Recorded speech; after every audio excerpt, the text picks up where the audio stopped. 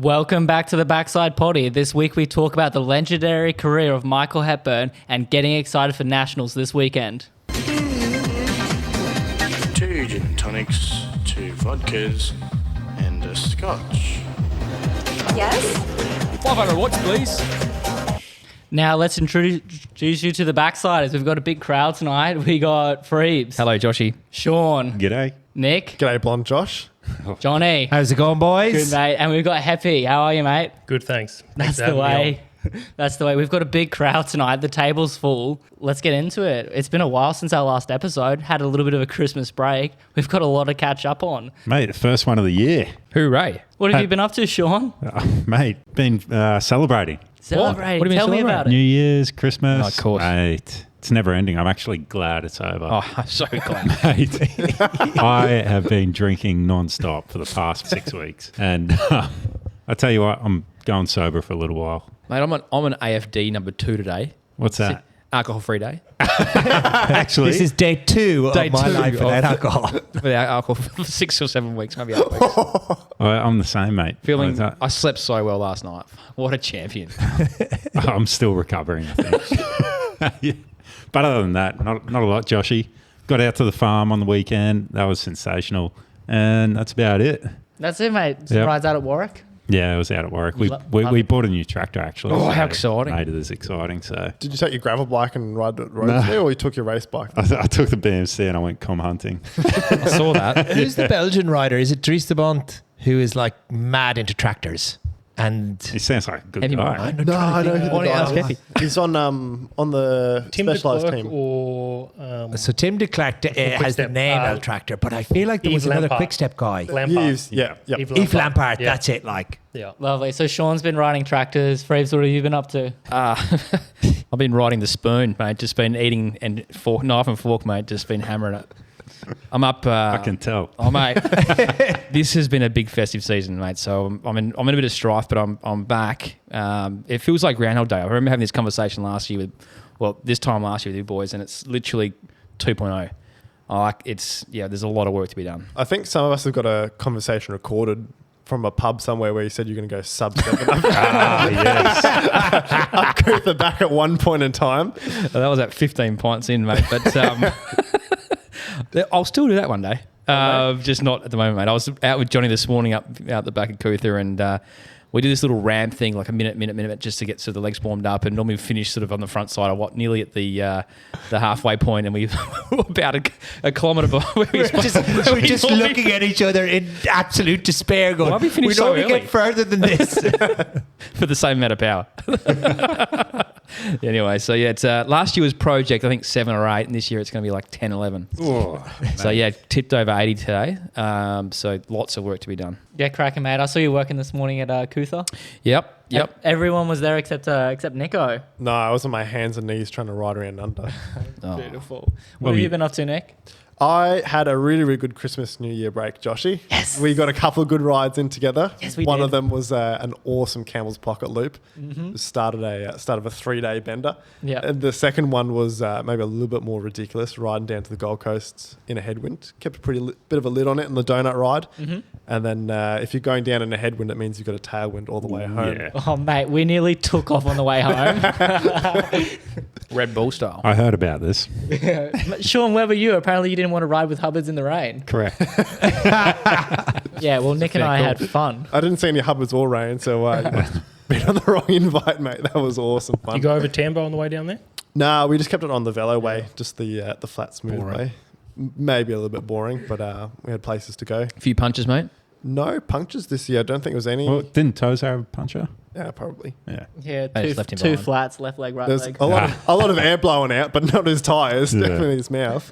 But no, that was an awesome day, but that kind of ruined my legs for day 3, which was a Fernvale loop. Oh. And I was dead rolling out of that. I saw Lambo and Ryan Thomas at the bottom of the hill for they just came to Glorious with us, and I was like, oh, mate. They always I'm do that shit and turn around. always Just destroy you up the climb. going to be in some strife. They kept a lid You on can't it, do that. thankfully. But yeah, it was Alex Baker, Josh. No, not Alex. It was Alex. You mean the whale watcher? The whale watcher. He was out having a look around, seeing what's in Moreton Bay. Riley and myself, the three of us, just absolutely wrecked, rolling through Fernvale and Ipswich and home, which was pretty cool. We actually did the rail trail way home. There's like a handful of different ways once you're in Fernvale. We were so crooked, hey.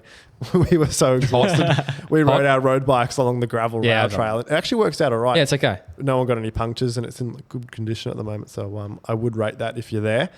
And then that was kind of it. Had a bit of time off and then went out to another end of the rail trail with my girlfriend. We stayed out at Linville on actual gravel bikes and Lovely. rode out to... I thought you sold yours. No, I borrowed Baker's. Where the bloody hell is Linville? Where the bloody hell is Linville, Josh? So drove out to there and then did 2 days of gravel loops and then came home and that was about it. And bleached Josh's hair on New Year's Eve night. That's fucking terrible. Yes, I've bleached my hair. It doesn't... It's orange, isn't it? Yeah. It's like super orange. Did you miss the toner? Even saying that you bleached it is probably an offence to bleach because what you've achieved is not quite that swish silvery look that maybe you were going for. But Mate, talk us through. Just go again. You look like an aged Victoria tyre. It's kind of like a... Oh, thanks, Nick. That's a good example. I've honestly been thinking about doing it for a couple of months, and the thing that tipped it was Zach Larson on the donut ride. I saw him and he looks bloody dashing. I was like, if I look half as good as that, I'll be stoked. I reckon I look as quarter as good as that. Did you dye the mo too? No, I didn't. That's my natural mo. I'm matching now. Do you like it? It's very cute. You better watch out, mate. Yeah, there we go. So, well, Nick's wrapped up my what I've been up to as well. I went for a ride with Nick, dyed my hair, New Year's Eve antics. It was really good fun. So, that's it. New year, new me. What have you been up to, Johnny? I mean, like I'm a bit like Freebs and Shauno. The Tour de Christmas is finally over. Three weeks where I had like 5 days in a row in each of the single weeks, which was very difficult. Then I had obviously the compulsory post-tour criteriums, which I took at Fraser Island, 6 in a row, just going absolutely mad with pretty much anybody who owns a 4-wheel drive and kids all showed up at Fraser Island. And I was out with Freebs this morning and It wasn't pretty. good God, am I paying for it now? It wasn't pretty. It was not pretty. You know, I kind of was looking at poor Freebs with his 80 kilo weights, and I'm like, this is covered. I've got the big fella covered. I put this guy to the sword. Throw a few whop bombs, but the only thing that was blowing up was my legs on, I think, rep number 5. I got home and I was absolutely buckled. I pretty much mainlined about 7 Weetabix and like 12 coffees, and I've been like in work just grumpy today. Oh, with everybody. I was such a shit this afternoon. I was terrible. I was eating rice cakes with salt on them just to make myself feel good. Oh dear. Well, it's about as pretty as my hair. Oh look, it's a little bit prettier than truth be told, but Come on, get roasted. What were you thinking, mate? You did it to yourself. No, Nick did it to you. Yeah, Nick. Thanks, Nick. with friends like this, huh? Mr. Toner. Brilliant. All right. Well, we have a very special guest on tonight. We've got Heppy. Heppy's been a professional cyclist for the past 18 years. He's worn the green and gold. He's represented us at the Olympics. And yeah, he's just wrapped up his career. So we've got a lot to talk about tonight, mate. I'm pretty excited. Back in Australia, of course. How long are you here for? When did you get back? We just back for a few weeks visiting family. Yep.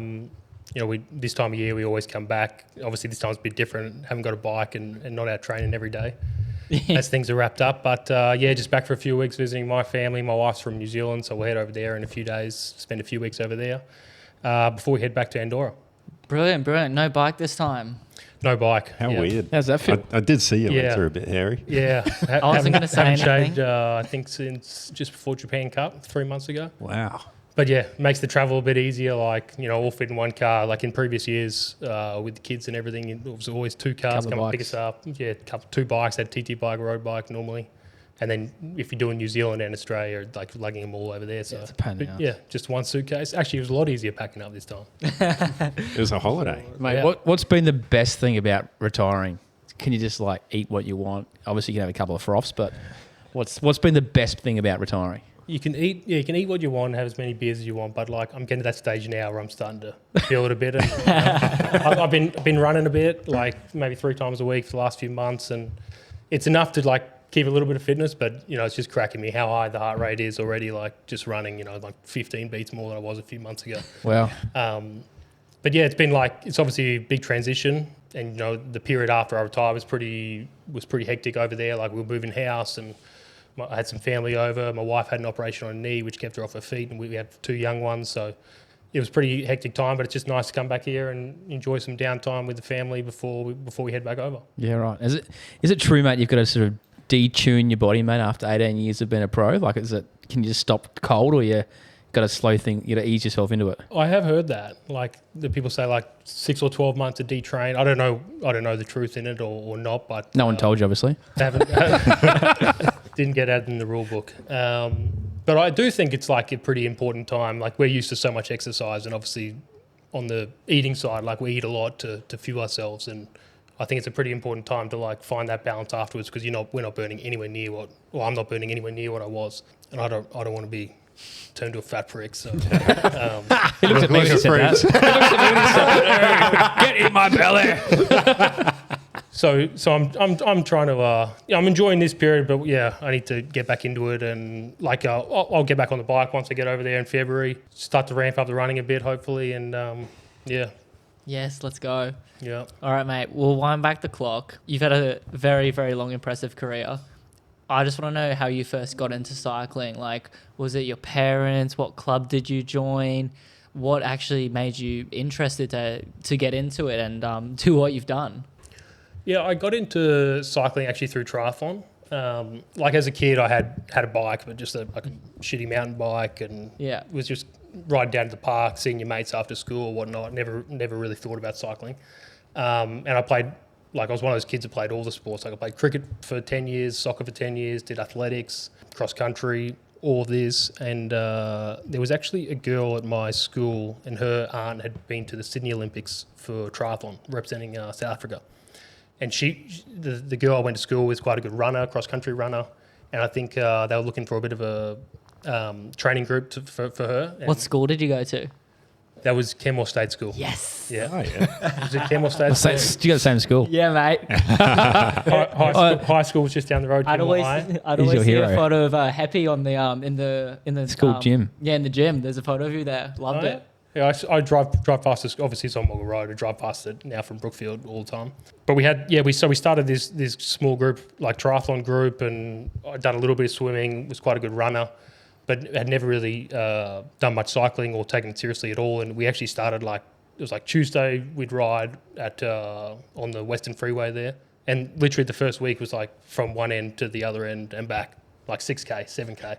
And then we'd like run on a Thursday and do a swimming session. And yeah, like over a couple of years, we sort of got into that a bit more, started competing in triathlons at state level and national level. And like my bike wasn't very good on the bike to start with, but I started to enjoy it a lot more and get a lot better at it. And then from there, I think I tried to crit at Muzz actually. Went out there, it was like, not even D grade, it was worse than whatever they have like a crit for starters. What years? That's where what Joshy year's races. this? This would have been 2005, I reckon, maybe. 20 years ago. Is that the super OG course when it was like through the car park, or is that after that? Yeah, we used to race through the car park. Yeah. You'd only race in one direction. Yeah. Like finish down the bottom now and through the car park. Yeah, I don't know when they stopped racing through the car park. Not too long after this. Yeah.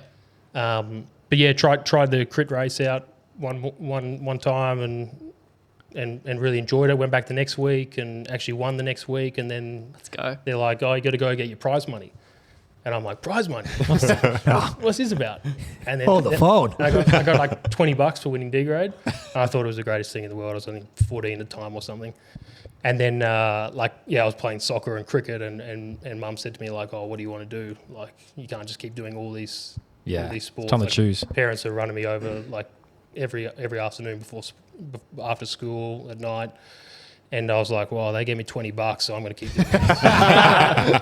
So then, Saturday mornings was cricket, and I flicked that for Muzz, and just raced crits for a while. It was the first club I joined was out at Balmoral for a year. And then a year later, I actually got friendly with some guys who were joining Ipswich, and so we went out there. Yes, let's go. I'm loving this right now. Friday night crits. And then I was with Ipswich for many years until I got a license overseas. That's it. Yeah, that's sort of how it all started. It's actually just through crits, and even then, I didn't race. Like I would have been under 17 then. I didn't race any national races or anything like this until at the very end of under 17. And it's probably like under 19s where I started taking it a bit more seriously, and yeah, that's when you started having like national races and started getting on the track. Yeah, I was going to say, how did you traverse to the track? I remember Balmoral had like a come and try day at the old velodrome in Chandler one time, but this would have been like maybe first year under 17 or second year under 17, and I went out there and I was like, oh, that was all right, but it was just a bit boring, like just like riding around the track. So I never went back to it, and then raced like another year on the track, and then obviously juniors in Australia, like a big pathway is the Junior Worlds and the track and everything. So I only really got into the track because I wanted to go to the Junior Worlds. And Nick Formosa was coaching me at the time. Back then, I think I was one of Nick's first athletes, like in 2006 or 2007. Right. And so we were like in Queensland, we didn't have an indoor track and we didn't have the numbers to do a teams pursuit. So the only event you could really train for was an individual pursuit, like to do it by yourself. So that's the event. I did that in the under 19s, and luckily was successful straight away at the national level. And junior was from there, and joined the national track program at the end of my juniors, and sort of all went from there. Nice. And you bleached your hair for Junior Worlds? Did bleach my hair. Did ya? Yeah. Well, I was half expecting you going to go to nationals, mate. I think it looked just as bad. Yeah, I'm gonna have to cop this for a while.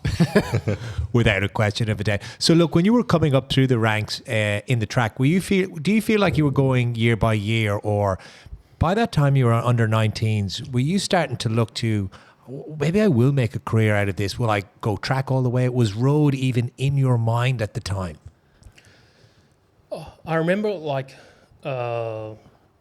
when I really decided that I wanted to be a professional, it was probably quite late. I remember those years when I was, even having success here in Australia. I was a bit like, I knew that European road racing was all over there. It was away from home, and I was sort of unsure if that's what I knew. I followed the Tour de France for a long time before this already, and I knew all about it, but I was unsure if I really wanted to do that, like move away from home and to the other side of the world. And I never really made that decision. It just sort of naturally happened over those next couple of years. I was having success, and then you start, I joined the under 23 program in Italy.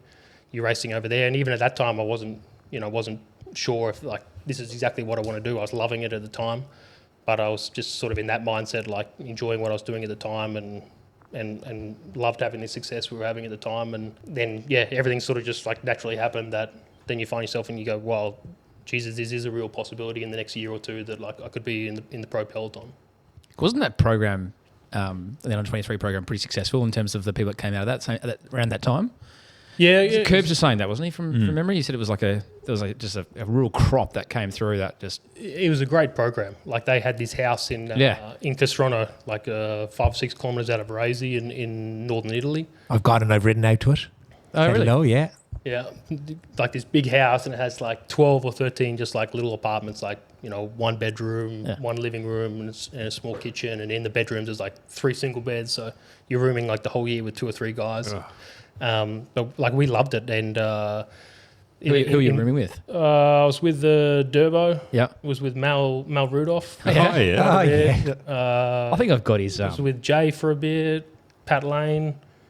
These guys, we had Aaron Donnelly, Nick Aitken, Alex Carver, a few other guys. But it was sort of Kirby was my second. Kirby's a year younger than me, so my second year there, he was there, and it was a great period. And before me, there'd been a lot of guys like the Meyer brothers, Bobberidge, Lee Howard. All these guys had been through the program. Michael Matthews was there, and it was just really good introduction into the European scene.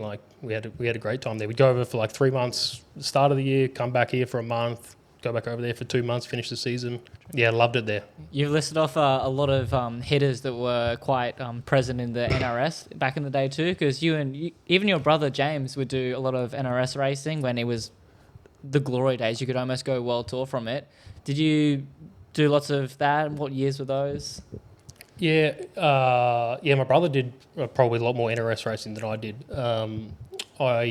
I was with Fly V or Virgin for a bit, and I did a couple of Tour of Margaret Rivers, Tour of Tassie, I don't think I ever did Gippsland, but yeah, a few of those races, but not many. I did. I remember one year with Fly V, we went to Tour of Murray River.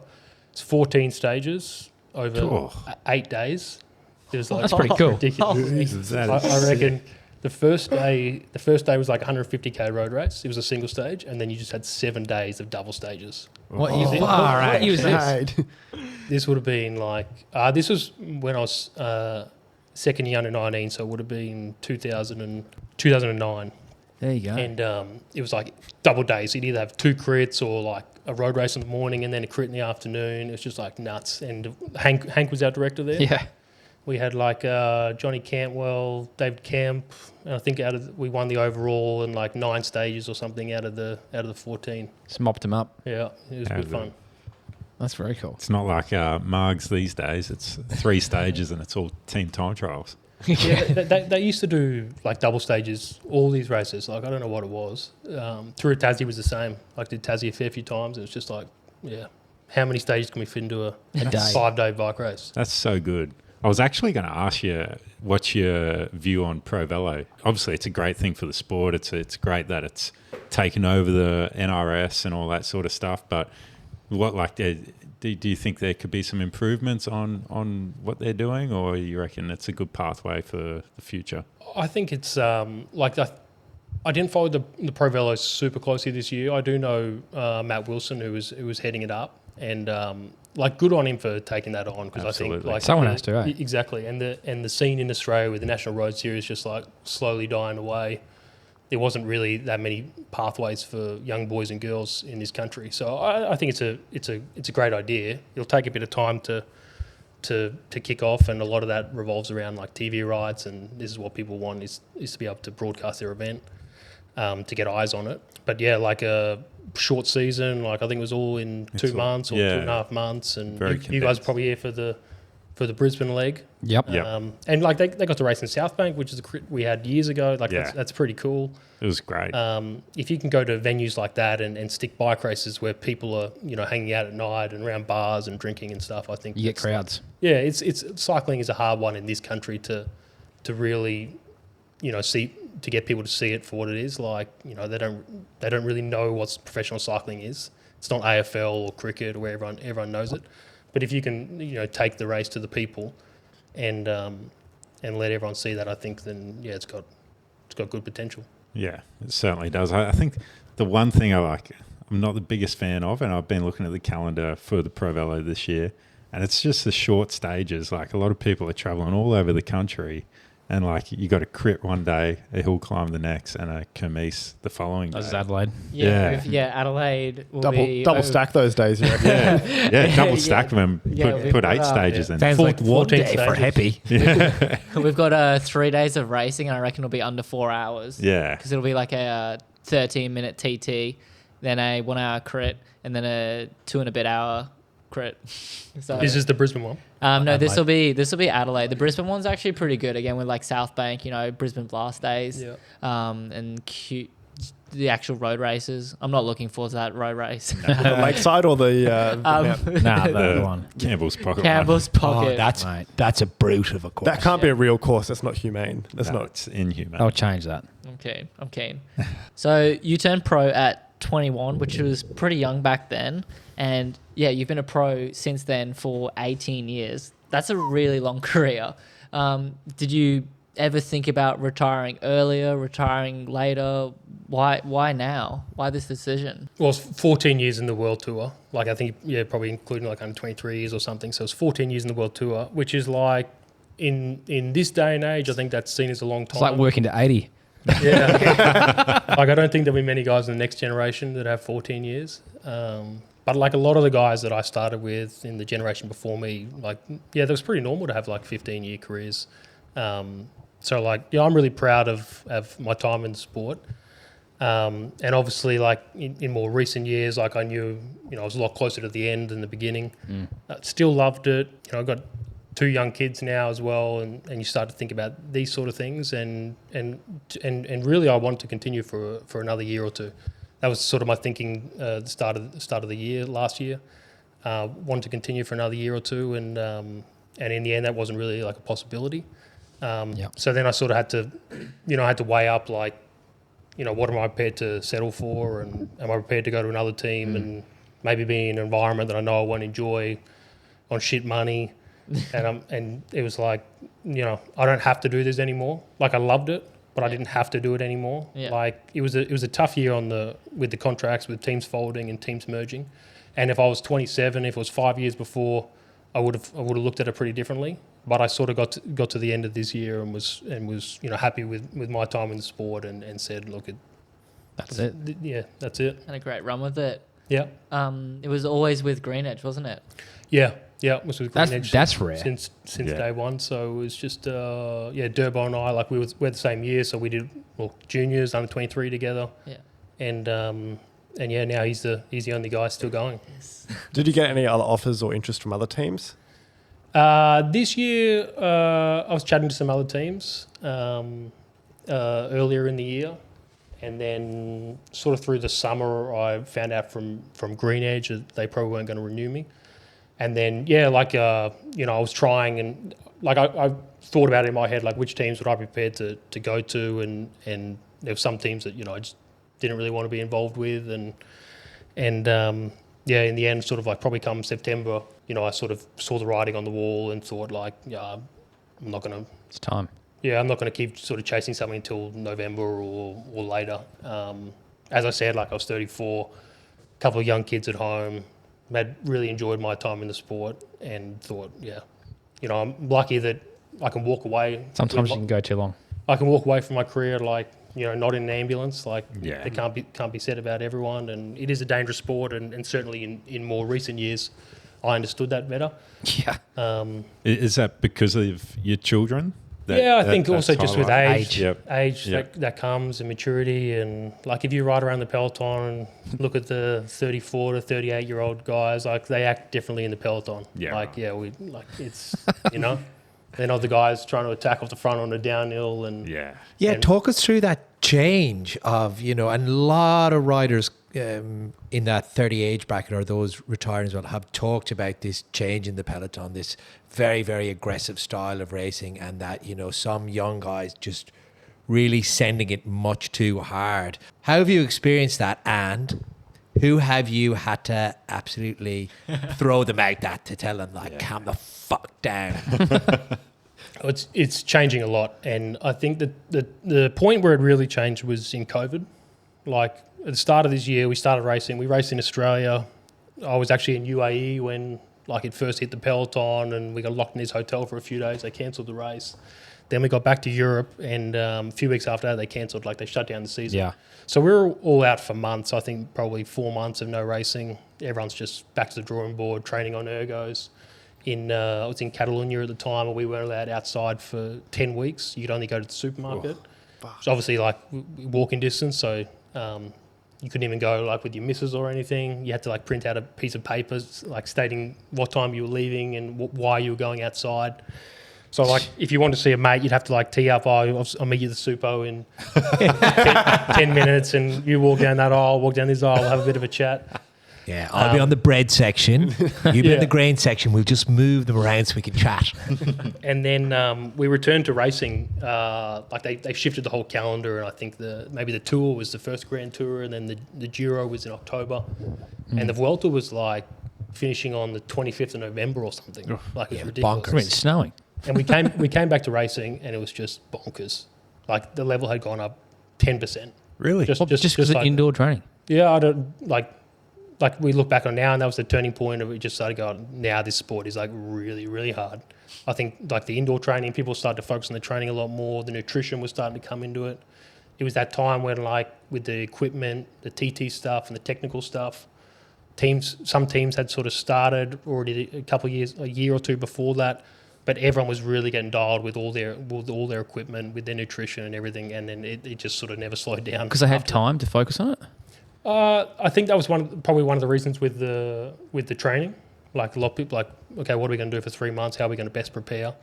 And also you have guys that are starting the season in August. Like they haven't done 50 or 60 race days before that, where they're starting to get tired and a bit over it. But I think it was just sort of coincidence that's the time when, a lot of endurance sports were starting to get the nutrition more dialed, and with the equipment, it was a bit of a turning point there, I think. And certainly in the last few years, like it just continues like that. At the same time, you had a few of these like super talents come on the scene, like Pog and Remco and these guys. And it's a very different sport to the one I started all those years ago. And very rarely now do you have a day off.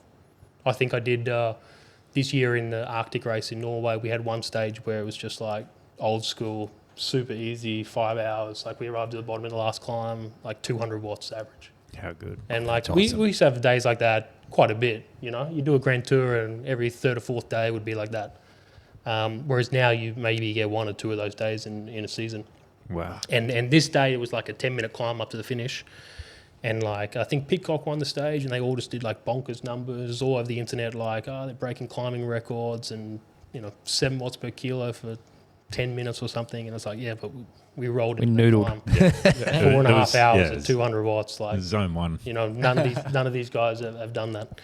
So yeah, it's like not many of those days anymore. Can you give us an example of nutrition maybe 10 years ago versus one of the tour days you did? So just to give the listeners an idea of what is the quantum in carb loading that you're taking in the body on a race day. I reckon when I started, like I don't know if anyone even told us what to eat. Like Really? We'd probably, I don't know, you'd do a race and you'd probably take like 4-hour race or 5-hour race, you might take like 4 gels or something. And gels back then were like 25 grams, Yeah. They weren't like No, 50s. 45, 50s that you get today. And the drink mixes, you didn't have these, you had like drink mixes with 30 grams or whatever. I reckon 100% of people went hunger flat every single day in a bike race. But you would just like, you just go less flat than the next guy. Like you get to the end of these races and no one would have any energy. But it's like, I got a little bit more than this guy or whatnot. Whereas like changed completely, and now people are going, 120, 150 grams of carbs, and the products are a lot better. Like they're a lot easier to Absorb. digest and absorb properly.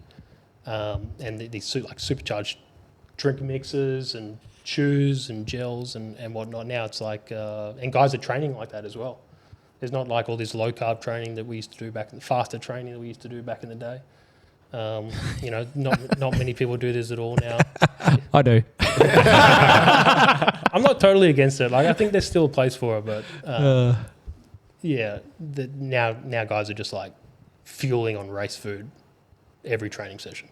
Do you reckon that's why that sustainability for your career is a little bit shorter now? Like you alluded before, you Is it though? had a longer career because you were taking it a little bit easier versus the guys just going full noise for 2 or 3 years and then sort of tailing off. Is that a sort of thought that you could argue that like we should have shorter careers because we weren't looking after ourselves because you're like not fueling enough. But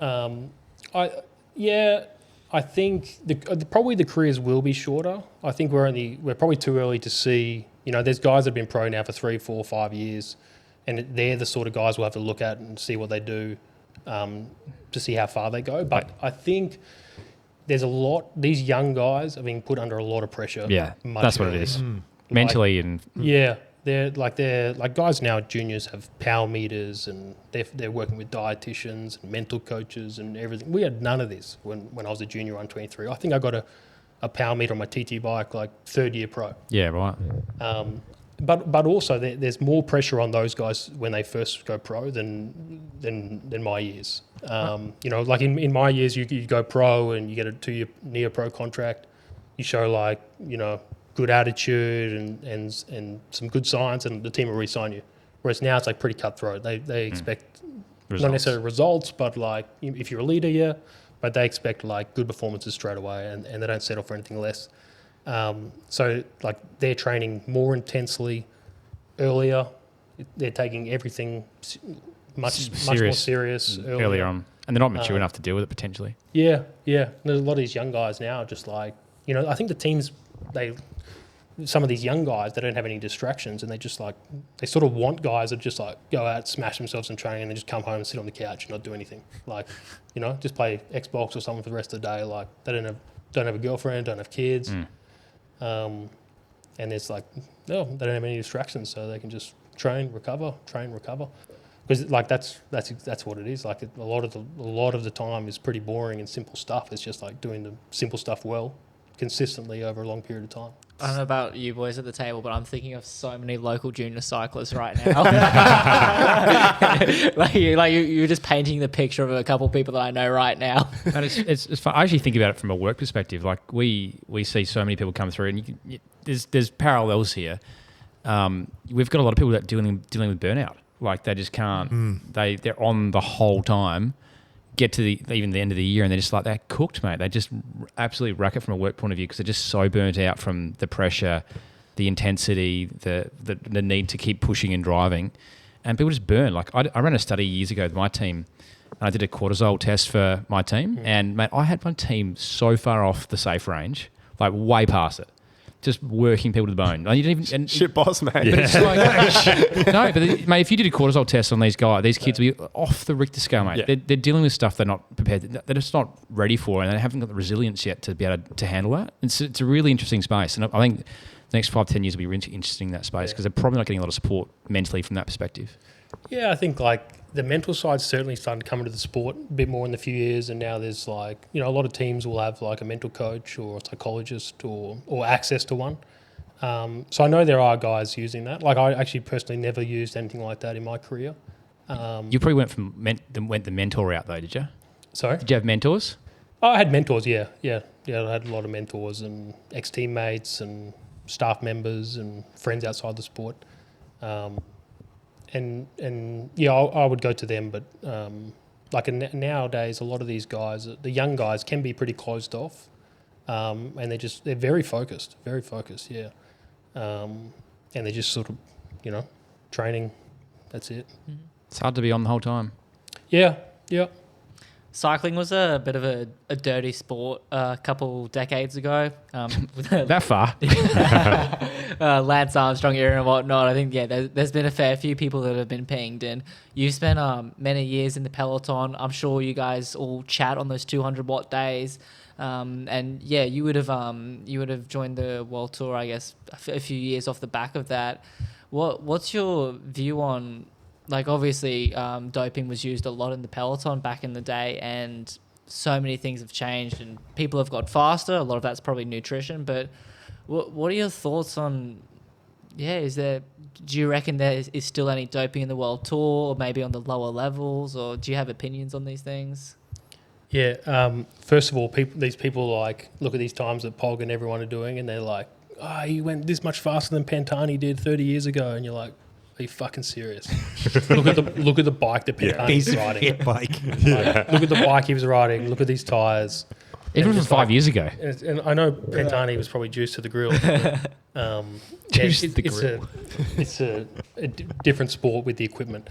So I went pro in 2012, which I think was a pretty good time to go pro. It was probably 3 or 4 years past. I think the passport came in 2008, and I think it was probably a pretty good time. Like, it felt pretty clean, and certainly in my time, I actually never saw anything.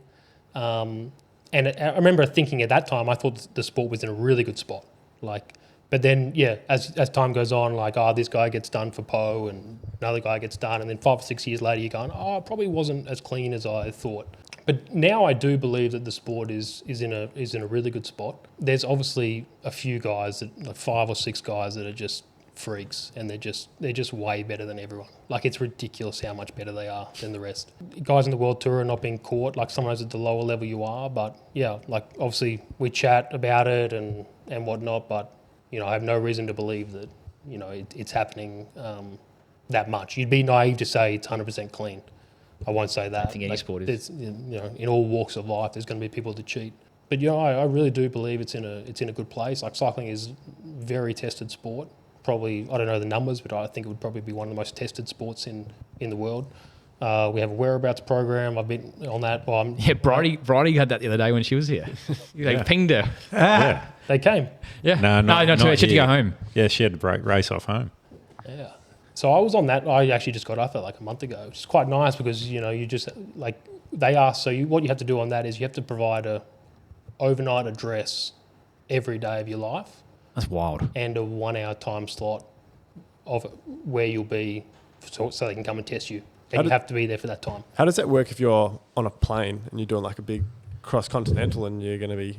On a travel day, if you put in the flight details and like, let's say you leave, like if you're gaining time, like if I'm coming from Europe and I'll leave Wednesday night and I arrive Friday morning, obviously on the Thursday there's no time. So you just put the flight details in and they'll allow that, like if you put the travel entry in there.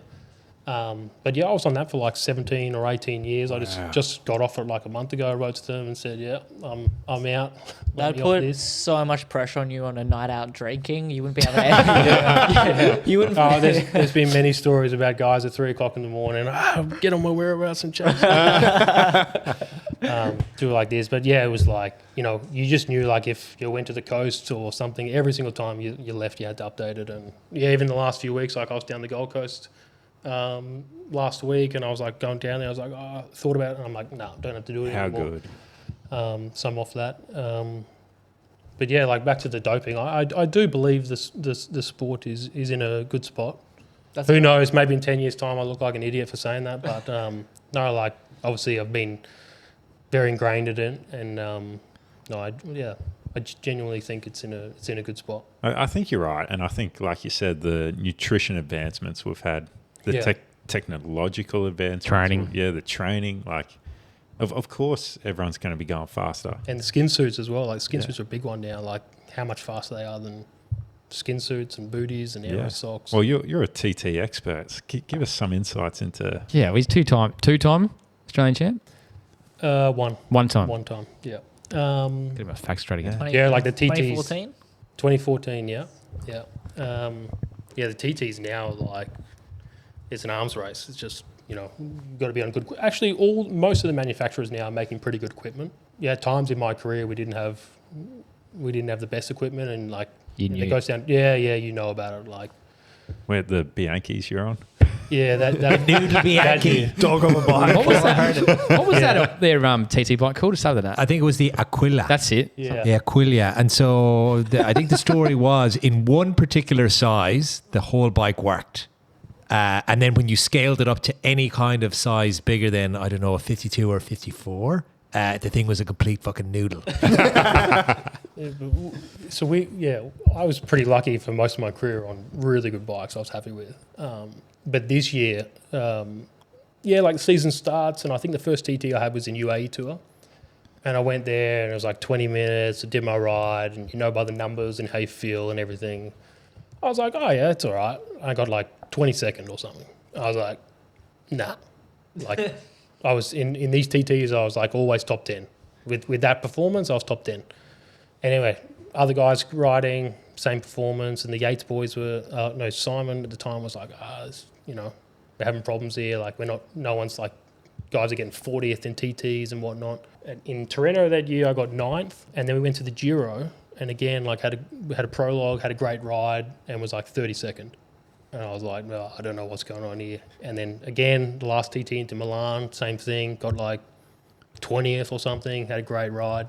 And at that time, like, yeah, as I said, like I was top 10 in those TTs if I had a good performance, which I did. What sort of power are you hitting on those, just out of interest? That Giro was like, I think it was a pretty short effort to start one, like 10 minutes.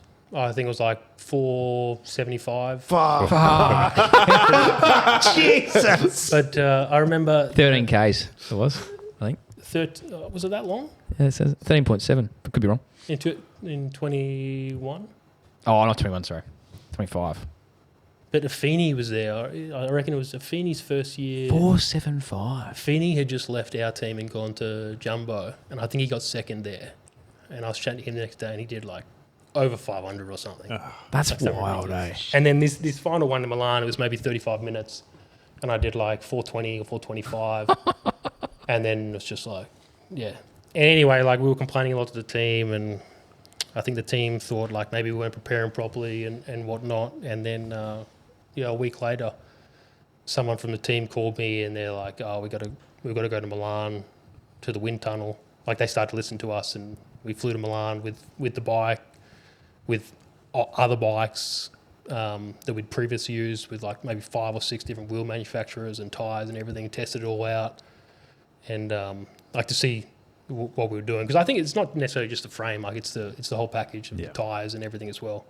And we left that session and we were like, This thing's a pig. yeah. And then So luckily they changed the bikes the next year. Yeah. But to do that at the end of the year? Like, why wouldn't they have done that at the start of the year? Like, Well, that was like midway through, so Yeah. it wasn't the end, but it Okay. was like, there was just a lot of guys who were performing way worse Yeah. down the results sheet. 8.6 And, Ks, mate. I just looked it up. Sorry. 8.6, yeah. It was about 10 minutes in Turin there. That's wild. In- 475. in TT pos. Yeah. Most guys can, like if you're a TT guy, you can put out the same power Yeah. on TT bike than you will on a climb. That's what you train to do, and that's what these guys do. I don't know if you guys were allowed to run the power meters at the time, but I know in 2012 you were on the silver medal winning team from the Olympic Yeah. Games. Just under 4 minutes. Whet our appetite. What's the number that you guys would average for that? We never raced with power meters on the track. We had and actually this was the time where you would go to the longer cranks for race day. So we Different length cranks for racing and training. Yeah, so we'd fill us in on that. We train on like normal cranks, say 172, and then the day before the race they'd put 175s on. Like it was just a thought, like the longer levers or whatnot, and everyone did it. Yes. And, Really? and we didn't have power meters on there. Like they thought with the power meter crank and also the sensor behind your saddle, it just took away from the aerodynamics. So at the big races, we never had power. I did some like national title like IPs and stuff with power. 4 minutes, you're doing like 520 to 550 around there. That's sickening. Sickening. 550. Yeah, it's not like it's actually not a crazy amount of power, but what makes it hard is you're at Position. 60k an hour at 100 G-force. 20 Pulling the revs. G's and That's yeah. on the flat. Like it's quite easy to do those numbers on a 4 minute Speak for climb. yourself. Fuck me. I mean, a lot of guys can do that. 4 second climb, I think. Yes, 4 seconds. I can do that, Nick. Can you not? It's easy.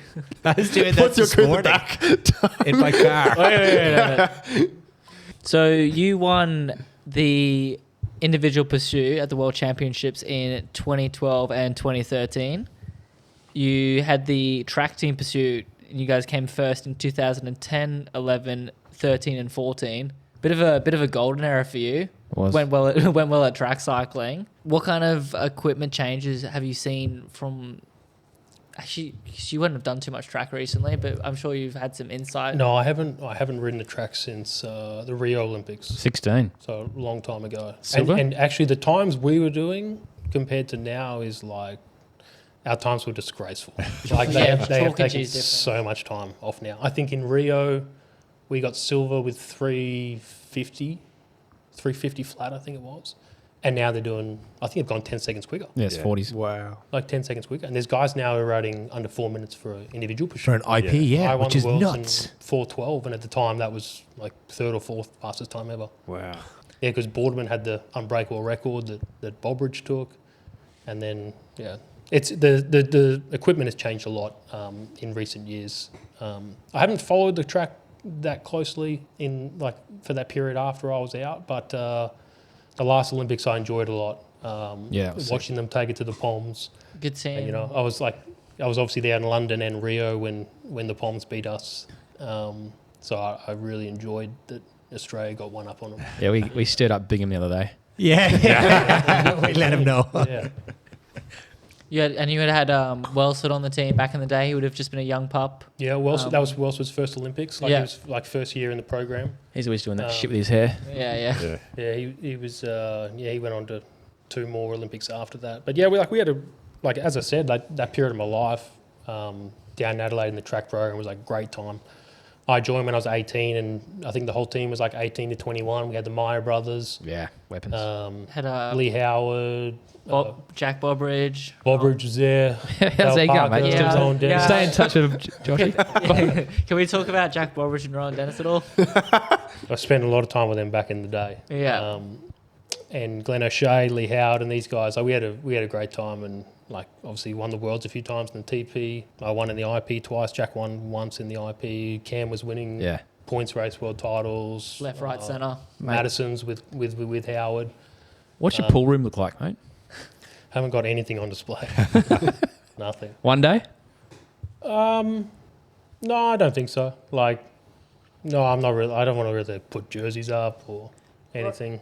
Brody was the same, wasn't she? Everything's in a box. Yeah. Yeah, I actually don't know where. What drove you to the success? What drove me? At that time, I just really wanted to be Olympic champion. That was like, my big goal.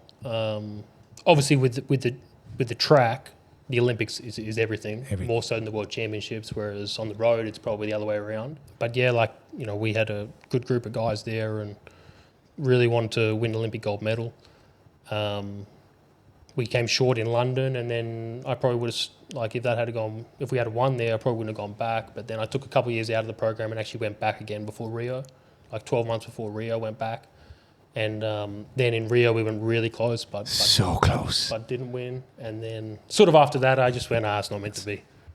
I'll leave. And I don't actually, now I look back on it, I was like, would it change my life? No, gold medal, silver medal, all the same. Like, Yeah, it's interesting to hear a couple of athletes have said that as well, like the concept of like the roll through it, and if you got a medal, great, but if you didn't get a medal, I think just as long as you enjoyed going through it and you really loved it, you got to be an Olympian, a very successful Olympian. Would you say that was one of the most memorable races of your career, or what are the most memorable? And maybe it's not even a win, maybe it was just like the most memorable day for you.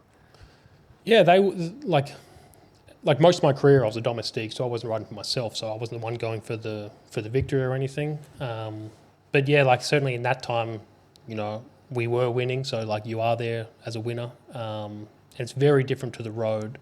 Really repetitive life, and to be honest, after a fair few years of doing it, I was ready to like get away from that and chase the stuff on the road. But yeah, like really, really great period. You'd travel a lot for the World Cups, the World Championships, and really good Australian teams, like with the sprinters. Anna Mears was there, and some of the male sprinters, really good guys. Enjoyed that a lot. Like my best memories are probably just those small memories along the way with your mates, like not necessarily even in a race, but just the times at the dinner table, the bus. And one of the groups I really liked riding with like Impey and Matt Heyman and Durbo, Cam Meyer, Alex Edmondson. We had a group there for a few years at Tour Down Under when Darryl was winning. Yeah, kill them. And that was like, that was just a really good group of guys, and we were like, on the world tour, winning a race like Down Under. And so like times like that, I look back and I'm pretty proud of those moments. And then actually like we had after one of Darryl's victories, we were all over in Europe later in the year, and he took us out to a nice restaurant in Girona. They actually have the #1 restaurant in the world at this time, Can Rocker. And so he booked us all there for lunch one day as a present, as a thank you. When we said really good lunch, and then that carried on into dinner. Full change. Yeah, it was, and like most of us were living there at the time. Heyman flew in from Belgium, and it was a big night. There was you guys a are lot of bottles of wine consumed that night. I wish I was there. You guys up in the morning just trying to figure out like how to update your passport, your whereabouts. Poor old Heyman would be waking up and like, oh, fuck, I'm in Spain. I think he did it before, but what we did with this with the whereabouts, like my time stop was always like 5 to 6 in the morning. Yeah, you get it at home. Early, yeah. So like you knew you were going to be there. Yeah. Most likely. You're probably going to be asleep and Not in a bush, Johnny. Hadn't taken. That's just me then. Yet. But like I remember, I think 5 a.m. is the earliest you could do it. So when I was in Brisbane, like let's say you were up early with jet lag, or you wanted to leave at like 4:30, you had to put it in later in the day when you knew you'd be home, because by 5 o'clock you'd already be 30 minutes from home. Yeah. And if they call, you have to make it home within that hour. Yeah. Or you're under real strife. Like I think three of those missed tests is the same suspension as a doping violation. Wow. Yeah. In a certain period, or just full stop? Yeah, I think they like 12 or 18 months. Yeah. They last for at a time. So Yeah, I think Lizzie Deignan nearly fell foul of this. She had 2 mists in I think an 18-month period, and there was actually like genuine worry about it. I remember. Yeah, there's like, and even in some teams, like you get 1 and then you still got 2, but like you start to get pretty nervous. But if guys have 2, they're really nervous because they can't make a single stuff up with like they have to like make sure Mate, that these guys can access the doorbell and everything. I'd be so screwed. And some teams actually already have things written in the contract like fines for missed tests and stuff like this. Yeah, right. Yeah. It's obviously, if someone wants to go positive, like it can ruin a whole team. Yeah, it's like losing your driver's license. Haven't done Probably that, worse. Yeah, probably worse. if you're a delivery Probably a driver. little bit worse. And mate, is there anything that stands out? You mentioned some of those good times with your mates on the buses or dinner tables. Is there any funny moments that really stand out as just one of the funniest things you've seen, in your time in all those years? A lot of good times, and like even I'd have to have a good think about it to like remember everything. Yeah. But like I do remember I was at the London Olympics, and like so before the Olympics, like 6 months before, you go and do like a clothing fitting, and you'll like, I think Adidas were the sponsor at this time, and you try and like sports t-shirt, normal t-shirt, polo, 5 different types of shirts, get the right sizes, shorts 5 different times, track suits, blazers, suits, everything, shoes. Spent about 2 hours doing this clothing fitting, and then we arrived at London Olympics, and it's all like you get 2 or 3 suitcases with your name on it, and it's all your kit that you've, and I got into my suitcase, and like nothing fit. It was just like everything was too small, and I was so pissed. I was like, oh. But like there in the village in your building, you can go and change it all, but like if you're there at the start of the Olympics, you've got a good chance of changing all your kit to the right size. But like I think we were there like a week later or something, so I didn't know if I could change any kit. So everyone's like in their rooms, like trying on the kit. Coming in these rooms, you have like a little living room, and you have like 4 bedrooms off, so there'll be maybe 8 guys in one room, and everyone's trying on their kit, like, oh, look at this, and then they come back in the living room, sit and show it off, and like the only thing that fit me was the bum bag. so I got like completely starkers. You got in the room. You got the shot putter. Put the bum bag on. And then, like, was coming out and I go, guys, I found something that fits. The old kangaroo pouch. And that was the only thing that fit. Luckily, I found some clothes for the rest of the Olympics. That's gold. And who were some of the best and worst roommates you stayed with on your travels? Whoa. Who snores, and who's a good time? Durbo's one of my best mates, but he's not the best roommate. All He's right.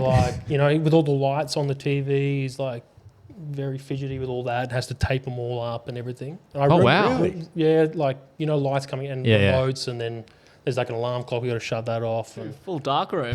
full dark, which is like, better sleeping environment. That doesn't bother me. He's aware of But he- eye masks, right?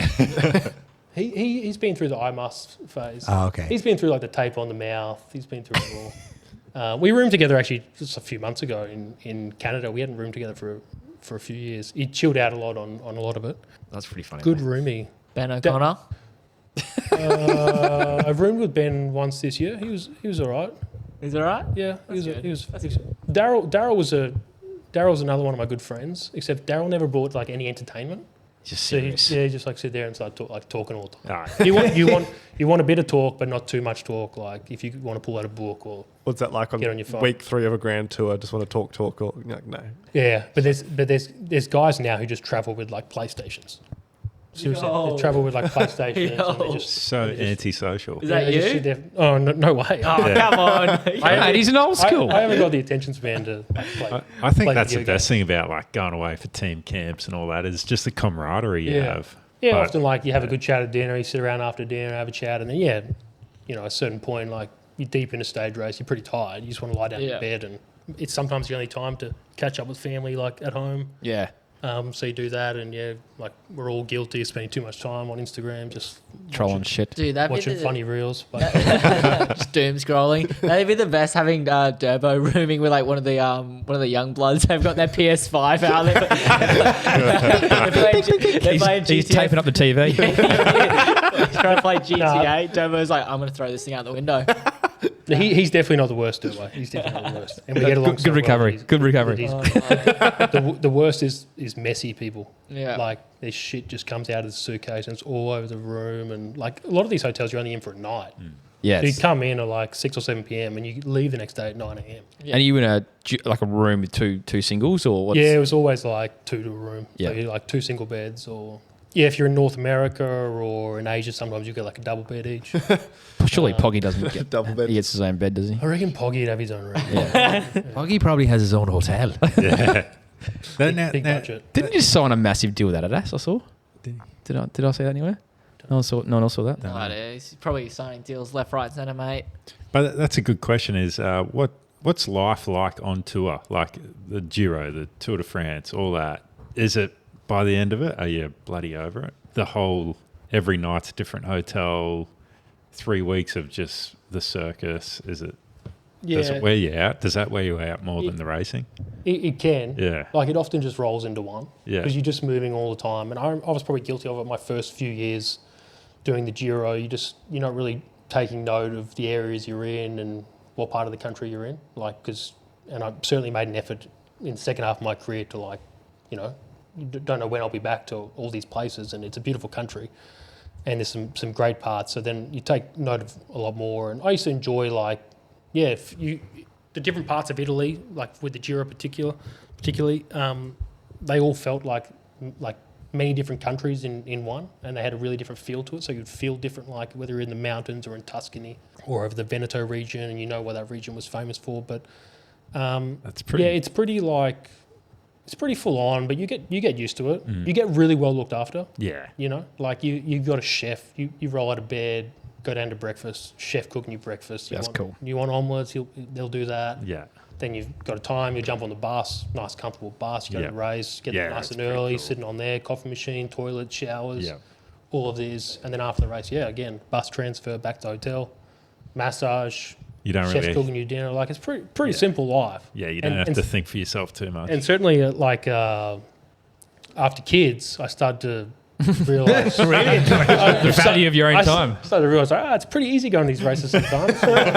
This is what am I going to do with myself? Like I got another hour before dinner and just sort of I might just lie here, lie here on my bed and enjoy the time. The good And if the life. wife calls you, what are you up to? I'm pretty busy. Doing interviews, going through stuff, teaching these young guys how to I've got do to go for a it. It's bang. meeting Yeah. and whatnot here. And mate, what's next for you? Obviously, you've come down from all this. Now, what's 2026 look like? You're heading back to New Zealand to see the wife's family you just mentioned, and then back to Andorra. But what's it look like for you from here? Yeah, we'll be back. So we're back here for a few more weeks, and then we'll go back to Andorra where we live. I have no plans in concrete at the minute. I was umming and ahhing a lot in October and November. I have an idea of what I'd like to do after cycling. In cycling? In cycling, I think I'd probably like to go into coaching, something in sports science, and potentially even start my studies again. I went to uni for a year out of school, maybe even start that again. And I sort of made the decision in the last 2 months that I was just going to take a bit of a breather and come back this side of the world, enjoy the time with family, and then take a few months to let my hair down and then get back to it over there. So I have no plans in concrete at the moment, but definitely looking to stay in the sport and being lucky that I've also, like the area that I'm interested in coaching, I've had some great coaches myself and they remain mentors to me, and I'd like to go down in that direction within sport. Yeah, cool. And I suppose originating from triathlon, going through track and having the stellar career that you had on the road, like you've seen all parts of it. Is that what you think you'd do as well? Maybe try and get athletes across all those disciplines? Or do you feel like there's something that will always draw you? Would it be more road or would it be more track? I definitely don't think I'll start coaching triathletes. I thought you might say, should he do one like Cam does? I don't know. Today you the will do a sport of swam, triathlon. and you will swam as far as the swam is required. Sean, you can new coach here, Sean. Yeah, So absolutely. within cycling, obviously I've been pretty, deep into road cycling for a number of years now. I've been out of the track program for a long time, but I could never say never. I'm passionate about track cycling and like I am about road cycling. Maybe something in there down the track. Yeah, cool. Now that you're not bound to a professional team and their sponsorship requirements, is there anything you're like, I really want a bit of this or I really want a bit of that you just couldn't access before? Like equipment or Anything? Yeah. Bianchi. Mate, the actually gonna go specialists and are buy good. Bianchi tomorrow. The specialists are good, mate. The specialist. Yeah, they're climbing by. Which one? The first one you cracked, the second one you cracked, or the third one you Well, cracked? that was Qantas's fault. That was Qantas's fault. To be honest, I was really lucky with the equipment I rode with Scott and Giant. Like they were great bikes. Obviously, I never rode Specialized, but I think they've been one of the leaders for a long time. Like, Get in there, boys. Trying to if get you Dan ask, Bigham to get like- me an SL9. If you're listening, Be Dan. fast in your bloody BMC time trial, mate. if you had have asked like a group of pros like 6 or 7 years ago and said, what's the best bike, I reckon 90% would have said Specialized. I think that's probably changing now. Like there's a lot of good bike manufacturers and a lot of people are catching up, and they're probably still at the top, but probably alongside many others. And I was really happy the last few years on Giant and previously on Scott before that. Just bought a Giant gravel bike like 6 months ago. You're buying a bike. Yeah. How'd that feel? Hurt. Haven't paid. Surely got a hook up Oh, somewhere. Oh, you get a good deal. But yeah, it's like, well, the equipment we use, no pros own that equipment. Nah. You'll get your bike for the year, but the team owns that. You give it back at the end of the year. You have a race bike, and normally your race bike for 1 year will become your training bike for the next year, and then it goes back to the team. Sweet. So you don't actually. Did you steal anything, mate, on the way out? No. No 5-finger discounts. They keep. They won't miss this. Helmet. If you could have Skin taken suit. something from the team bus, what would you have taken from the team bus. from the team bus? Oh, the So lambs will could be headrest. bike, could be equipment, could be the coffee machine, could be the chair. Something you'd love like that. They're There's like, a- nah, mate, you can't have that. There's a wine fridge. Now we're talking. There's a wine fridge on the new Green Edge bus that they got 2 years ago, but there's no wine in it. Not the one Jerry that, gets thirsty, mate. not the one that got bombed under the start finish banner. Not that one. The other one. It's but it's full of just nutrition product like gels and bars. But it's a great fridge. I'd take the wine fridge. Yeah. Maybe take the coffee machine while I'm at it as well. Oh, that's gold. Well, mate, I'm sure you've done a few laps up our special climb here in the back end of Mount Cootha. Was it an old training ground for you? Yeah, most definitely. Most laps Most laps ever up the back in one go. Yeah. What's a big day? Probably I did 25. 25 laps. Out. 25 repeats Oh, okay. one time. So That's still a shit ton. Bade and Dick did 26 on New Year's Day. What? Is Yeah. that an Everest? No, it's No, still 44 is an Everest. I'm staring. 5,000. it's 5,000. So what I wanted to do was it was in 2021, and my brother was getting married around Anzac Day. But this was when obviously all the borders were still shut with COVID. So the only way we could come home was with the hotel quarantine. So my wife and I, we flew into Brisbane. We got put in a hotel down the coast for 2 weeks, did hotel quarantine, and just had an ergo down there. And I was getting ready for the Giro actually, which was like 2 weeks after that. And luckily, like the team was pretty good, letting me go back. And so like I was just training camp in the hotel. Like wake up like 5 o'clock, Oh my God. like train for a few hours, then Your just like missus chill out would for the rest hate of the day. I was going to bed at like 6 o'clock Yeah. at night. I was like, there's nothing to do. So, but then Were you using a program or like what were you doing on the turbo? yeah, I had a program from my coach at the time, but I was riding on Zwift, but doing my own sessions. Like some days double day.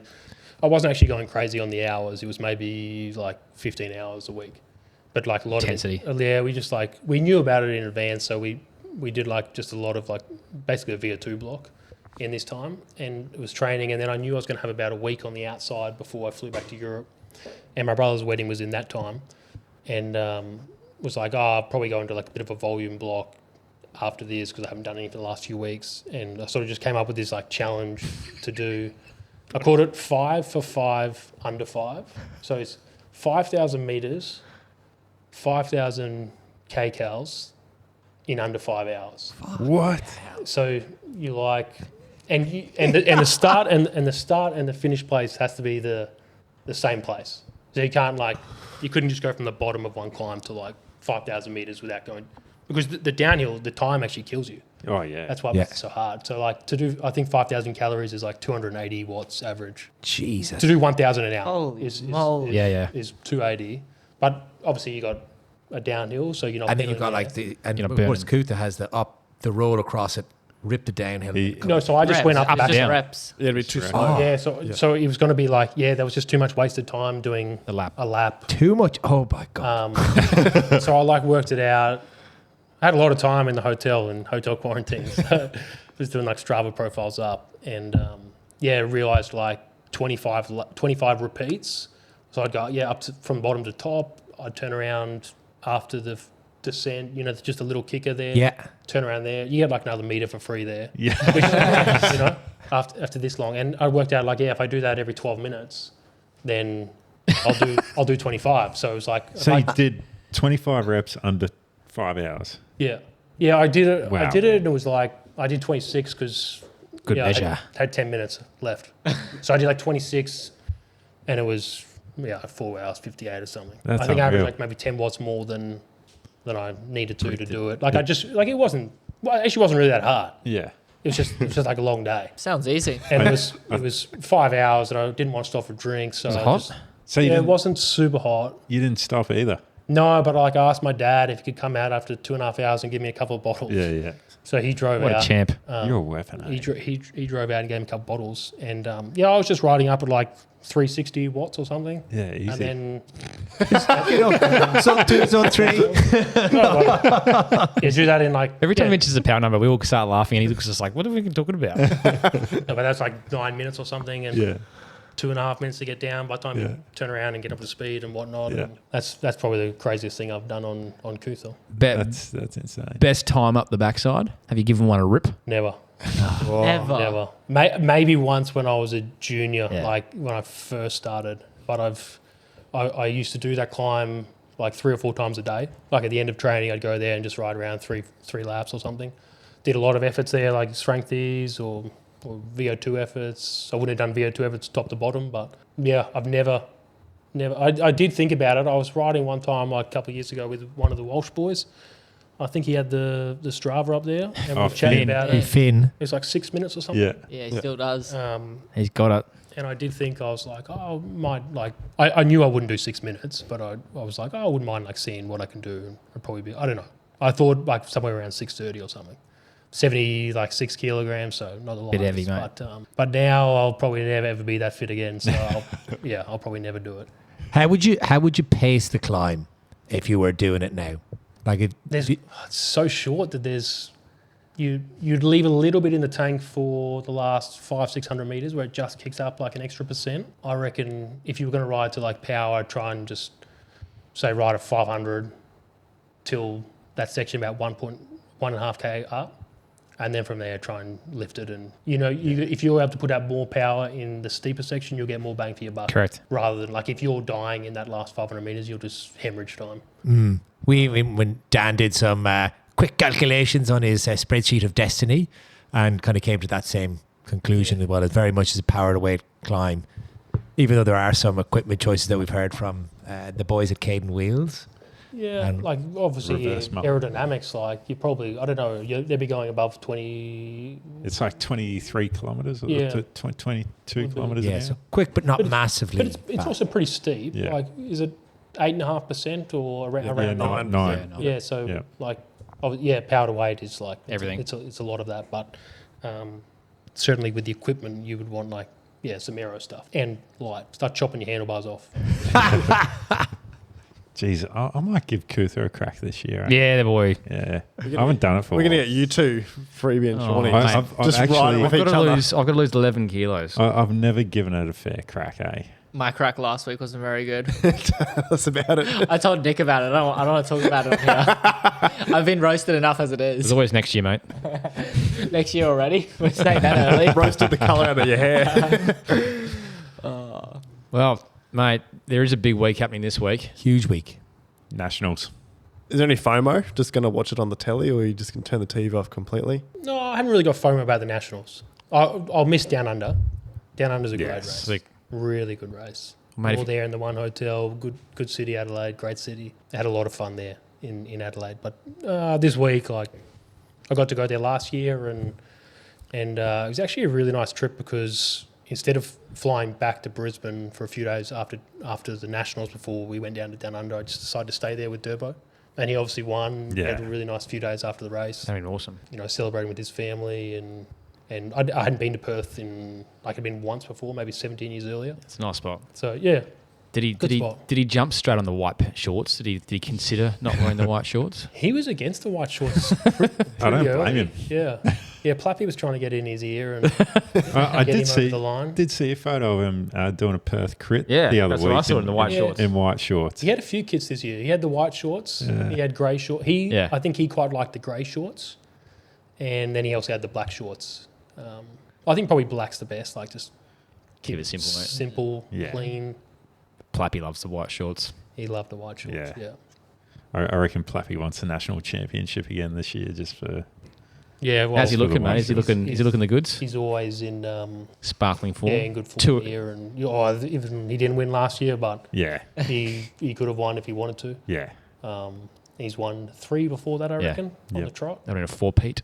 And he's just a guy that comes back to Australia and hits this part of the season pretty hard for the TT, for that, for Down Under. He'll be one to watch. There's a few hot contenders there. One of the, I reckon Brady Gilmore could be fair shot too. He's been ripping it up lately. He has been. Mate, I'm just excited to see Troy Herfoss back on the start list. Mate. When I saw that, mate, I got real excited. Is In Troy, the break, lap number 1. I know, I can't wait. is Troy on the start list? Yeah. Yeah, he is. That's awesome. He's like number 100. In an all black kit, hopefully. Watch him on the descents, just sort of lay it on the corners. Yeah, that corner coming out that on the Turn left onto Swan the thing. Brewery there, mate. Yeah. He'll be. How do you know where the corner is? That's the right spot, isn't it, mate? Yeah. It's actually, that corner looks really sketchy, and like the first few laps last year, I was like a bit cautious, but it was actually quite grippy. There was Yeah, nothing right. wrong with it, yeah. And then What- you could rail it after that. Tell us about the course itself. Like, what was your thoughts? Like compared to what we used to have in Bunningham, obviously like a lot flatter. Just like most of the circuit is in, is it Kings Park? Yeah, Kings Park. Kings Park, yeah. They've brand new hot mix before last year, beautiful course, just like gentle rollers. Yeah, some of the rollers are 30 seconds, 1 minute, and the main climb would be after the water past the Swan Brewery when you come back through the town. Yeah. You're a bit of a kicker there. Deceptive, isn't it? Yeah, it's not over in 15 or 20 seconds. It's probably closer to a minute. And then you reach the last corner at maybe 400 metres to go. And even from Go there, again. you go flat and then it drags up to the finish line. It's a solid course. Like I think you have 1,800 or 2,000 metres of elevation gain. So it's not a lot, over 170K. But It's wearing. yeah, in little bits and bobs like that, it can be. It was a very aggressive race last year. We had if you have like training peaks or something and you see your time in zones, we had something like 45 minutes above VO2 max. Yeah. So that's like 'Cause 45 all minutes upper total climbs. above 500 watts. Did you love that being on the team with a monopoly on numbers? Just send this guy, then I'll take a breather, and all the other Red Bull guys. Yeah, look at his everyone else face. had all Look this at his smile. So for the listeners, he is grinning ear to ear at the moment. It was good until we didn't win. Yeah. Then you just look like idiots. Yeah. Mate, what was your role last year? To be honest, Green Edge is it's got a pretty simple tactic at the Nationals, and it's been the same since day one. Win. No, but it's like the way the race happens. It's a smaller field. There's not many teams. Teams do not want to control the Nationals, or they haven't got the strength to do it. And even when we were there, we never wanted to control it. Like we never wanted to be in a position where we had to start riding. So the tactic is basically just have guys ahead of the race. That's it. Always. Simple. Yeah. If they're happy with the guys that are up in the brake, they'll let the brake go away. And then are there people in the Pelo putting the handbrake on, or? Yeah, we only had 5 last year, and obviously Durbo was out there, and we knew the form that Durbo's in. We know the rider he is, and he's with 2 or 3 other guys, and the other guys are coming and us like, "Oh, Durbo's not your guy that you want," and I'm like, Who cares? "Who do you think is going to go man to man with Durbo for 4 hours?" Yeah. Yeah. Like Perth. no one's doing it. Like you want the race, start chasing. Yeah. And that's a tactic that the team always had there, was to have guys ahead of the race in breaks. Like whatever break goes, you just got to have numbers. Not like if there's a break of 5, you can have one guy, it's fine. But as long as that guy can win, and that guy, if he can win, he'll ride and they'll go all the way to the line. And if he can't win, just sit on, come back, send another guy with the next one. And often there'll be like a leader. Let's say this year it's probably going to be like Plapp and Ben O'Connor will be the guys that most guys are looking at. So they're probably more heavily marked when it's jumping at the start. Yeah. So then that opens up opportunities for guys like Durbo. Kel and Durbo and Yeah, stuff Kel's a like this. weapon, mate. They slot in the group of power. 4 or 5 guys or 6 or 7 See and you they've got later. 2 of them there and it's like, oh, it's game over.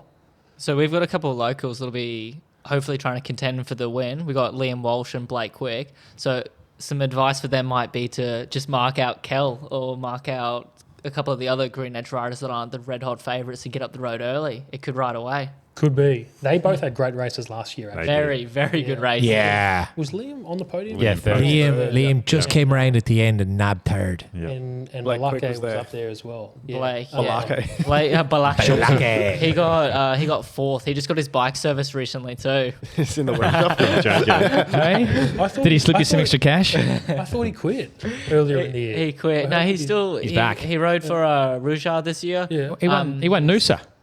I saw that, but I heard like he had a nasty crash earlier in the year. Yeah, and just I heard his shoulder, I think I heard. He wrecked it. or Yeah, so he did his shoulder. He was obviously thinking about his career a lot. I remember having a chat to him, and he acknowledged might not be making the step back into the World Tour, and he's shifted his mentality onto the track. So he's been spending a lot of time on the velodrome. I remember riding with him, and he said, "I want to have a red hot crack at nationals as well." So no, he'll be rocking up in good Yeehaw. form, which we know he'll be rocking up in good form. And this was like why it was dangerous for Green Edge as well. There are guys that come to the nationals very prepared.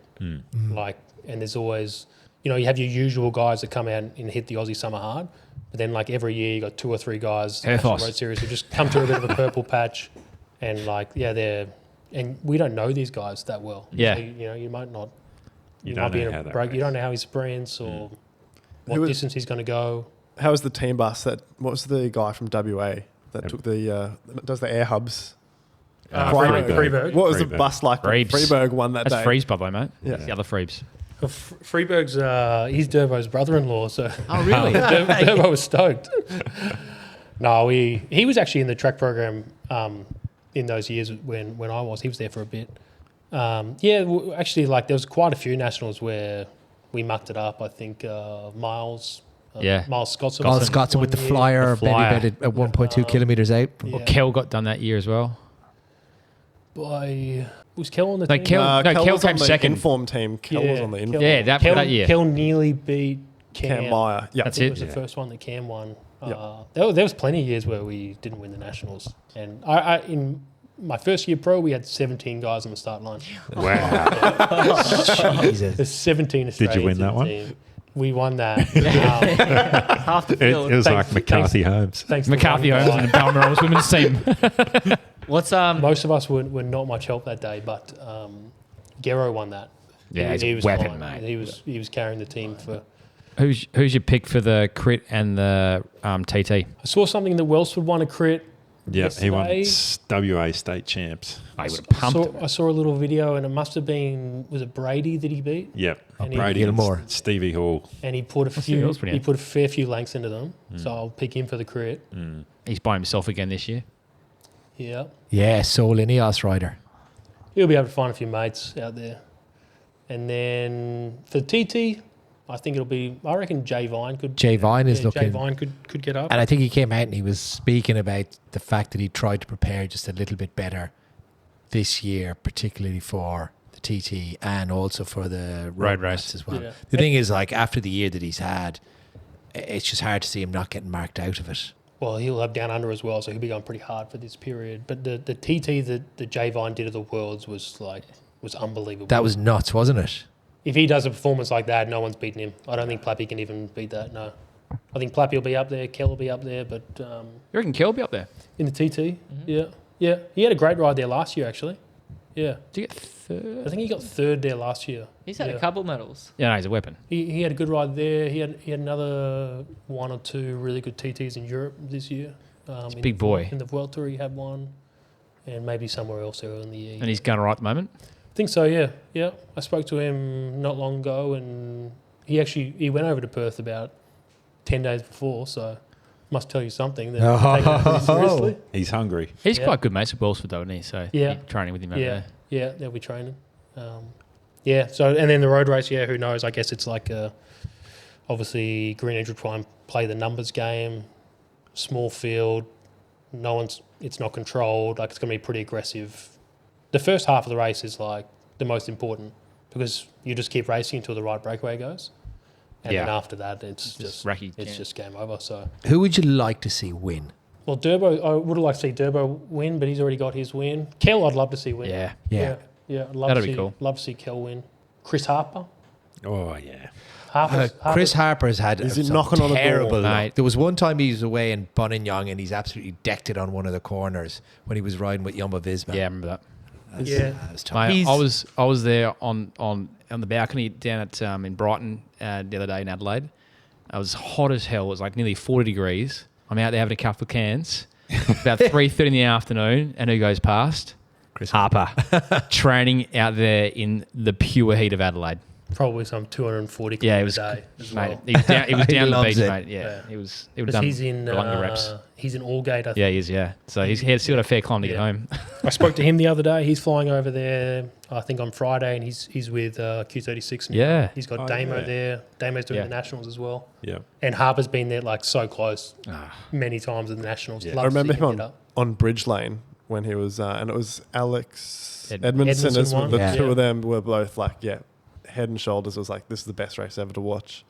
So close. Chris just got pipped on the line by McCarthy too. Yeah. So he went from silver to bronze. No, that was great. It's gonna be good racing, and we can. Where are we watching? SBS. Is that where else can you watch it? SBS Fox Sports. Yeah. Sports, I think, for the under Sports. under 23s and both the elite Are race. they going to be on before bloody 50k to go? I hope so. I don't know. We going around to yours, Freebs? Well, I was going to say, happy feel at a loose end, mate. Just give us a holler. We might knock a few tinnies back on Like if the and some well-regarded sausage rolls. we had a run at this last year. And the I Rocky thought we were Road. going to start Do the getting Rocky fit Road. soon. Sorry, mate. I thought we were going to start getting fit soon. Well, we are. Next week. Next week. After Nationals, And then we're it's going to be after- piss fit too. That's the other thing. What local racing's going on? There's nationals. What's on for us? Not a lot. It's a bit of a dry period, Joshy. There is no club racing this weekend, It's national, mate. unfortunately. So it gives you heaps of time to go and get ready to watch nationals. Oshis are coming back, though. You're a former Oshis champion. Yeah. On the TT. One And one Ipswich Cycling Club enthusiast as well, Yes. out on the Colo Loop. Yes. in T-Bar, I reckon I won the Oceanas Yeah. out there. Hellerton. 15. Was it? Yeah. 2015? Around then, yeah. I raced Yeah. then. I remember that. Michael Storer won under 19s, I believe. I think he put like 5 minutes into me or something. Is he coming back for the Nationals this year? I don't think so. I didn't see him on the start. He would have been dangerous. I think Not. I actually don't know who's back. No. I don't think Jai is back. Like out of the WA guys, I think Wells would be there. I was shocked at the start list how many just World Tour riders there actually is. That you just... Yeah, you don't realise, hey? Nah, I got a shock. Just half the first of the list is World Tour. What about on the women's team? Have you got any picks, any hot bets for that? That's going to be a good race, I reckon. I was looking through the start list last night. And I was Brody. like, yeah, Brody's got to get behind her. I mean, like she's fan favorite now. Podcast favourite, yeah. Brody for the double. TT and Road Runners. Well, particularly because Yes. Grace isn't racing anymore. Like it looks good for Brody to take the TT. But the road race, I just don't. There's a know. lot of options. There's a lot of options there. But look what happened last year in their race. Like, the breakaway of 6 Yeah. or 7 girls goes down the road, and So, yeah. Green Edge is happy with it. They back Lucy to finish Yeah. it off, and then no one chases, and Yeah. it's done like that. Like the start of the race is really, really important in the Nationals. And we Like miss it every year. you sort of got like Didn't you go on the break on the first lap freebie 1 year at nationals? So you kind of set yourself up here. I was out there for a few laps, mate. Bit of TV time. 9 laps. The TV's not 9 on. laps man. wasn't too bad. TV's not on for the first hour. Yeah. good effort. I remember I was at my Yeah. mother-in-law's birthday because it's normally on around the same time, and I've like taken up the phone to get the live stream, and I'm like, "Geez, who's this fat fella?" Jesus, you're brave. I'm Mate, you see how big my It was- VO2 is. I was tweeting in like the whole way, and I'm like, "No, he's from this club. Oh, to ask him this question. Oh, Amber's on the sideline. Go to interview her. Get Dave McKenzie to She go was up on and the see her." sideline with a saucepan because it was COVID and we had no resources. She had a saucepan smashing up ice. Oh, that was a funny afternoon.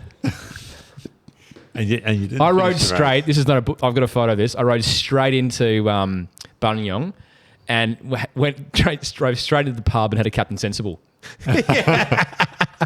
Straight in. Well, on the 10th lap. Yeah, I went straight in. It seems like a more sensible choice than doing another 3 or 4 laps at Buninyong. Well, I think it's 9 to go. Wasn't there 18 laps or something? 7? Yeah, 18 for a while there. 16 my or 18. God. Yeah. There's no pubs around the Colo Loop, unfortunately, so we'll have to. Just park it in your dad's place. yeah. We'll get Hebby's old man in the esky. Bring a couple of bottles, mate. I reckon I've been out of the Nationals before 9 laps before, so it'll make you feel better. Thank you, pal. And no racing on locally until what have we got? Saturday the 17th, we're back at Lakeside with Hamilton Wheelers. Yes, that'll be good fun. McCarthy Home Keen for sponsored that round. Oh, God, how many will be there? From McCarthy home. From McCarthy Homes, 25. I tell you what, you think They're a new Green team. Age They're a new showing Pro up. Velo team, mate. And we had the Barramoral Crit Champs end of just a few weeks ago, and at the start line there must have been 30 on the start line. They're like wasps. It was unbelievable. Yeah, Freebie and I nearly got run over on the start line trying to interview Jackson Medway. Actually, he might go, right? Yeah, he's under 23s. Yeah, He's got to be last year there, surely. Matching up against his brother. that'll be good. Yeah. Hopefully, it's not like Walsh Do you reckon Brothers. they won't have any other teammates? Do you reckon they'll work together? Of course, they will. Unlike the Walsh brothers. It'd be a bit awkward at home if they don't. True. Oh, mate, just ask the Walsh Brothers. You look at the front of the race, and we're going to have Fletcher and Jackson Medway working together, trying to get the dub. Meanwhile, Finn and Liam are backing each other out. Is Finn elite now? Yeah, Finn's yeah. elite now. They're both Yeah. elites. Yeah. So his first year elite, so that'll be spicy for him. Very I can't much wait so. for Sunday. It's going to be sick. Yeah. Well, should we wrap it up? Mate, that was a Absolutely. treat tonight. Thank you very much, Heppy. Yeah. What a delight. Thanks for coming on, mate. Oh, thanks very much for having me. Enjoyed it. All the best for the next stage of your career, mate. Thank you. Thank you. And we look forward to seeing Coach Hepburn coming to Training Peaks file near you. Brilliant. Thanks, guys. Right. Cheers. Thanks, all. Bye. 500 watts, please.